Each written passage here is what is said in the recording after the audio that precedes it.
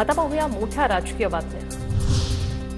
मुख्यमंत्र्यांच्या जळगावातील सभेनंतर महायुतीच्या नेत्यांकडून शिक्षक, कर्मचारी, मुख्याध्यापक आणि संस्था चालकांना पैसे वाटप। ठाकरे गटाच्या नेत्या सुषमा अंधारे यांचा आरोप, तर प्रकरणाची चौकशी करून अहवाल सादर करण्याचे जिल्हाधिकाऱ्यांचे आदेश।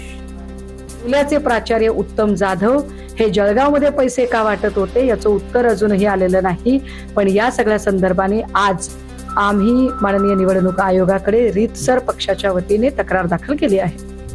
मुख्यमंत्री एकनाथ शिंदेंच्या बांबूच्या टीकेला राऊतांचंही त्याच भाषेत उत्तर। विधानसभा निवडणुकीत जागा दाखवण्याचा राऊतांचा इशारा।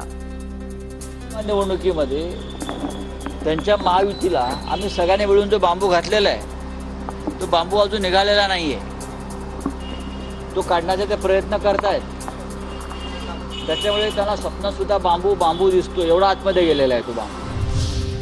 पिपाणी या निवडणूक चिन्हामुळे आम्हाला निवडणुकीत फटका। पिपाणी चिन्ह निवडणूक चिन्हाच्या यादीतून वगळा, अन्यथा सुप्रीम कोर्टात जाणार। शरद पवारांकडून निवडणूक आयोगाला पत्र। येत्या 2 दिवसात मोठा घोटाळा बाहेर काढणार। 5,000 कोटींपेक्षा जास्त कमिशनबाबत मोठा स्फोट होणार, रोहित पवारांचा इशारा। दिवस थांबा, फार मोठा स्फोट आहे। त्याच्यामध्ये असं म्हणलं जातं की 5,000 कोटीपेक्षा जास्त कमिशनचा तो विषय आहे। फक्त 2 दिवस थांबा, त्या बाबतीत डिटेल ट्विट मी नक्कीच करेन। जो खुलासा मी करणार आहे त्याच्यामध्ये विविध खाती आहेत आणि त्या विविध खात्याचे 2 दिवस थांबा, पेशन्स ठेवा।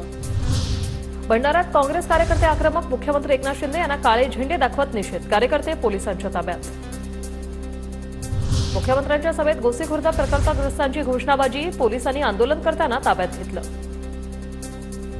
माजी केंद्रीय मंत्री सूर्यकांत पाटलांची भाजपला सोडचिठ्ठी। सूर्यकांत पाटलांचा उद्या शरद पवार गटात प्रवेश।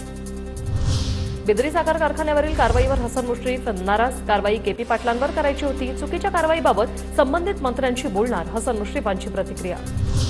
आमदार आंबेडकरांमुळेच बिद्रीची चौकशी, केपी पाटलांचा आरोप। तर गेल्या 2 निवडणुकांमध्ये 1 वोट आणि 1 नोटचे नाटकी आवाहन करणाऱ्या आमदारांनी खोक्यांच्या आमिषाने सर्वसामान्य जनतेला गंडवलं, केपी पाटलांचा हल्लाबोल।